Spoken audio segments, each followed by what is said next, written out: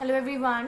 So we are with the fourth part of our lesson, mineral energy resources. Okay. So today we are going to study about the next type of minerals, that is the non-metallic mineral. कल हम लोगों ने metallic minerals को discuss किया था. metallic minerals में भी ferrous और non ferrous को हम लोगों ने पढ़ा था. So today we are going to study about non-metallic minerals. Okay. We are coming back to page. So today we are having a non-metallic mineral, mica.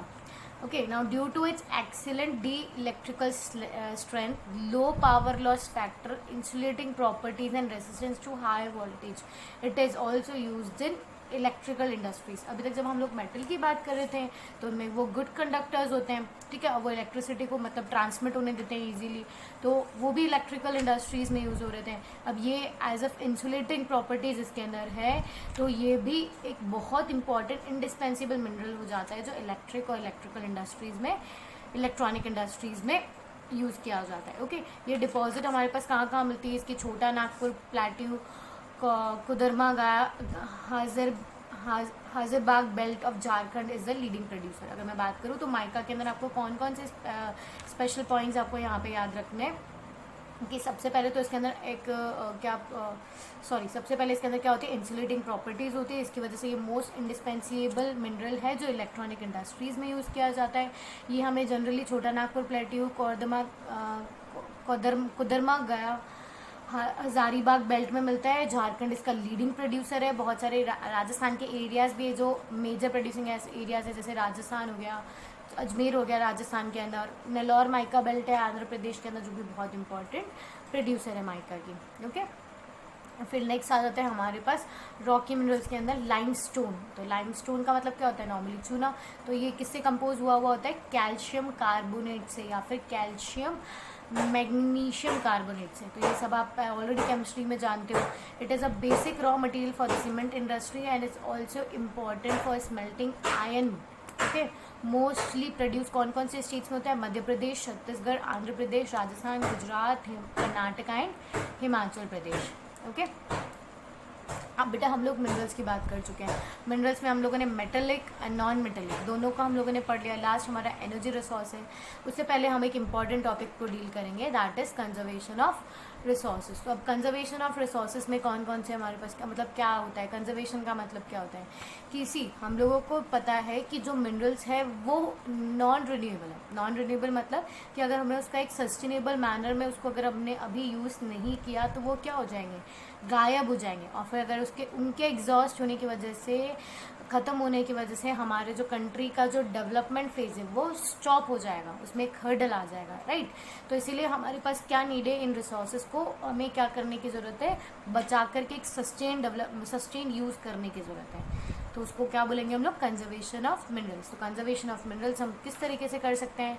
हम मिनरल्स का जो अमाउंट है जो हम करंट में यूज़ कर रहे हैं तो उसको हम कम कर सकते हैं, और कुछ को हम बिल्कुल ऐसा ही मतलब एक जैसे मानो कि फॉर एग्जांपल हमारे पास 100 kgs ऑफ कोल है, तो 100 kgs में हम 20 या 30 kgs बिल्कुल ऐसे यूज़ कर सकते हैं. उनको बिल्कुल सेट असाइड कर सकते हैं कि वो केवल और केवल किसके लिए है? फ्यूचर जनरेशन्स के लिए. ओके, ये एक मैनर हो गया. उसके बाद में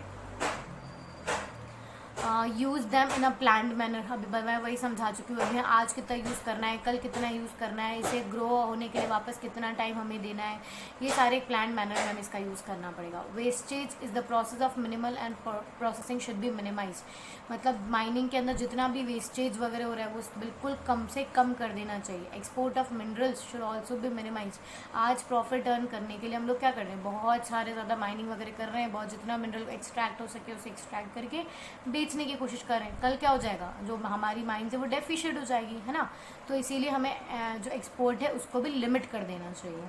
use of substitutes and recycling of metals. जो मेटल्स रिसाइकल हो सकते हैं इजीली उन्हें रिसाइकल करना चाहिए, और उनके बदले में अगर हमारे पास सब्सटीट्यूट्स अवेलेबल हैं तो हमें उन सब्सटीट्यूट्स का यूज़ करना भी स्टार्ट करना पड़ेगा.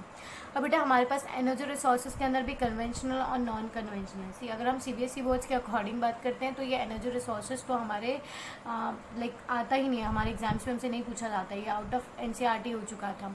ठीक है, but we will study on the behalf of NTSC examination. तो जब मैं कन्वेंशनल की बात करूँ तो मेरे पास कौन कौन से हैं, coal, petroleum, natural gas, electricity and nuclear. और नॉन कन्वेंशनल में solar, wind, tidal, biogas and geothermal. मतलब ये जो जनरली जो हमें नेचर से डिराइव हुए हुए और ये है तो नेचर से, पर इनको मतलब हम लोग दोनों हैं तो बेटा नेचर से, ऑफकोर्स जेन्युइन सी चीज़ है कि दोनों नेचर का ही पार्ट है, पर इनको हम लोग ओके तो आप इसको नॉन कन्वेंशनल सोर्स के समझने की कोशिश करो, आप यहाँ से बहुत अच्छे से समझ जाओगे। See they have been used for quite some time. अगर मैं बात करूँ तो काफ़ी पुराने टाइम से हम कन्वेंशनल एनर्जीज़ को यूज़ कर रहे हैं, और जो नॉन कन्वेंशनल है ये न्यूली इन्वेंटेड है। अगर मैं बात करूँ सोलर एनर्जी जो है उसको अगर मैं कंपैरेटिवली पढ़ूँ तो सोलर एनर्जी भी अभी हम लोगों ने हमारी टेक्नोलॉजी को इतना डेवलप नहीं किया है कि हम सोलर एनर्जी का प्रॉपर यूज़ कर सकें। ठीक है, वो पोटेंशियल एनर्जी के अंदर आता है अभी भी, मोस्टली नॉन रिन्यूएबल, और ये जो है वो सारी रिन्यूएबल सोर्सेज हैं। They create pollution and these are pollution free. ठीक है, by using conventional sources energy can be produced anywhere and production of energy depends upon physical. जैसे मानो कि विंड एनर्जी है तो विंड एनर्जी आपको जनरली कहाँ मिलेगी, राजस्थान वगैरह जैसे एरियाज़ में ना। टाइडल एनर्जी जो ओशन बेल्ट वगैरह पास में होगी वहाँ पे मिलेगी। ओके, तो ये सारी चीज़ें, इनका लोकेशन भी हमें थोड़ा इंपॉर्टेंट फैक्टर होता है यहाँ पे। कमर्शियल एंड नॉन कमर्शियल भी किसे कहते हैं हम लोग, are the continuous sources of energy, and non commercial are the non continuous source of energy and can be use for commercial purpose such as industries and can be use only in domestic purposes, उसे हम लोग non commercial. सी term बहुत clearly state कर रहा है कि commercial क्या होता है, नॉन कमर्शियल क्या होता है।